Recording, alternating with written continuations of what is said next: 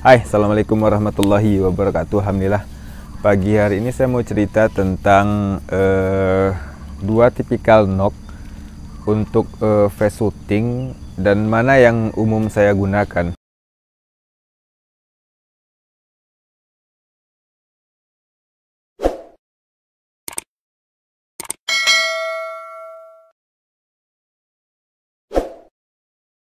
Oke teman-teman, yang pertama mungkin knock yang seperti ini.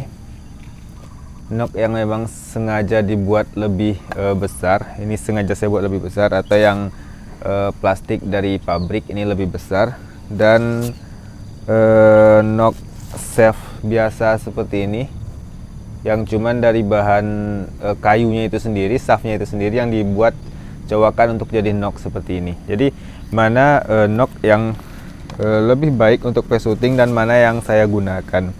Oke, kalau sampai hari ini saya pribadi memang masih menggunakan tipikal knock shaft yang biasa saja ya, yang seperti ini untuk face shooting, baik untuk latihan ringan hari-hari ataupun untuk kegiatan lomba sekalipun. Jadi di lomba pun saya tidak pernah bahkan sampai hari ini menggunakan tipikal knock yang lebar-lebar seperti ini. Karena apa? Karena saya tipikal orang yang malas ribet sebenarnya. Karena kalau harus bawa dua jenis anak panah dengan tipikal knock yang berbeda ke event, kadang saya berangkat cuma pakai motor, bawa beban banyak, itu saya malas. Jadi saya gunakan knock shaft saja.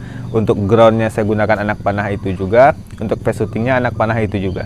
Jadi dalam satu kegiatan lomba biasanya kalau ada face shooting, groundnya juga pasti ada, dan saya cuma menggunakan anak panah yang sama. Jadi kalau saya pribadi seperti itu. Lalu bagaimana bagusnya ketika kita bermain face shooting? Apakah menggunakan tipikal knock yang memang sedikit dibuat ngangkang seperti ini, atau memakai knock plastik yang lebih lebar seperti ini, atau menggunakan knock shaft biasa saja? Oke, pertama tentu tergantung kepada kebutuhan kita ya. Teknik hooking seperti apa yang kita gunakan, kuncian kita apa, thumb draw kah, atau sokalibah, atau Slavic draw kah, atau three finger dan sebagainya. Yang kedua tentang posisi quiver yang kita gunakan. Yang ketiga tentang cara kita melakukan blind knocking itu sendiri. Untuk tipikal quiver yang saya gunakan adalah quiver yang seperti ini. Dan sampai hari ini saya masih menggunakan quiver yang seperti ini. Dan umumnya saya menggunakan tipikal blind knocking yang seperti ini. Dan kuncian teknik Slavic atau sokalibah. Sehingga menggunakan knock shaft sekalipun saya rasa tidak terlalu berpengaruh kepada kecepatan kita memasukkan knock ke dalam titik knock point itu sendiri. Jadi menggunakan knock shaft sendiri bagi saya tidak terlalu berpengaruh tentang dengan fungsinya memasukkan knock ke dalam knocking point atau string tanpa melihat. Sementara kalau saya menggunakan tipikal knock yang seperti ini, memang lebih gampang juga masuknya, hanya saja karena dia menjadi sedikit lebih besar itu mengganggu di genggaman saya rasa seperti itu, karena mungkin tidak terbiasa juga. Tapi secara pribadi dengan tipikal cara blind knocking seperti ini dan kuncian Slavic atau sokalibah, maka knock shaft biasa saja itu tidak terlalu mengganggu, jadi masih mudah juga digunakan. Akan tetapi mungkin lain cerita teman-teman ketika kita menggunakan teknik blind knocking yang lain. Misalkan anggaplah dengan menggunakan quiver yang sama mengarah ke depan, tapi kita menggunakan teknik blind knocking seperti ini. Saya rasa tipikal knock yang lebih ngangkang itu akan jauh lebih mudah untuk masuk ke dalam string atau titik knock point. Sehingga kalau tipikal knocking kita seperti ini, menggunakan knock yang lebih ngangkang, yang lebih dikhususkan untuk blind knocking, itu akan lebih mudah. Jadi tergantung kepada situasi teknik blind knocking yang kita gunakan juga.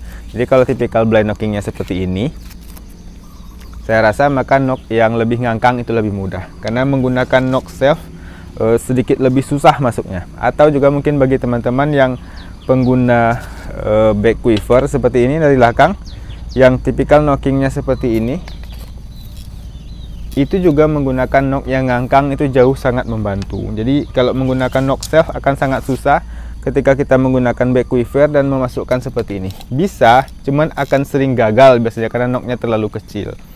Jadi tergantung kepada teknik blind knocking yang kita gunakan, kemudian teknik hooking atau kuncian yang kita gunakan juga berpengaruh kepada bentuk knock yang efisien untuk melakukan aktivitas face shooting dan blind knocking itu sendiri. Kalau sampai sekarang, kalau quiver saya yang seperti ini dengan tipe cara saya memasukkan knock ke dalam string seperti ini dan kuncian Slavic yang saya gunakan, maka knock self bagi saya masih cukup efisien, jadi tidak harus mengganti-ganti knock.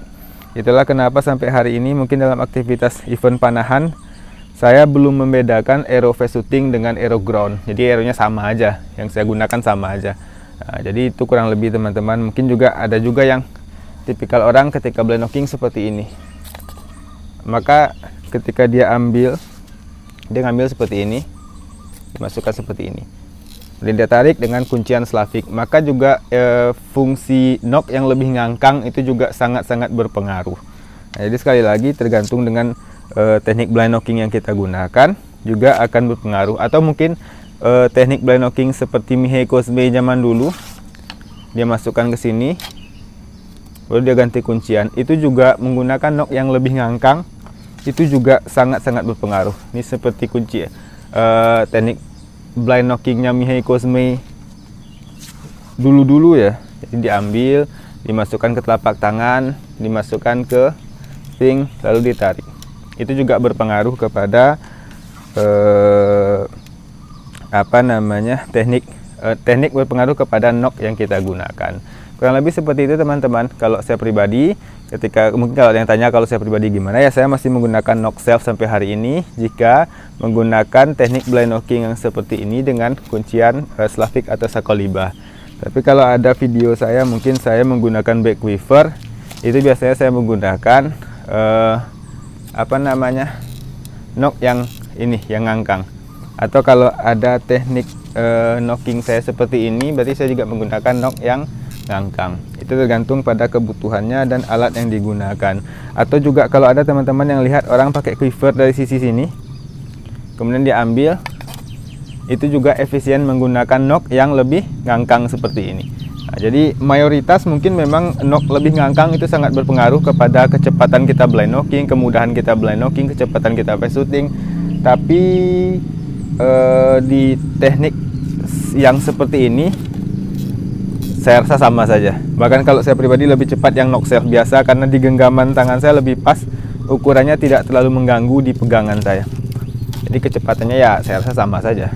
Bahkan lebih cepat bagi saya pribadi, karena yang tidak terlatih menggunakan ini di posisi yang seperti itu, maka knock self bagi saya lebih cepat.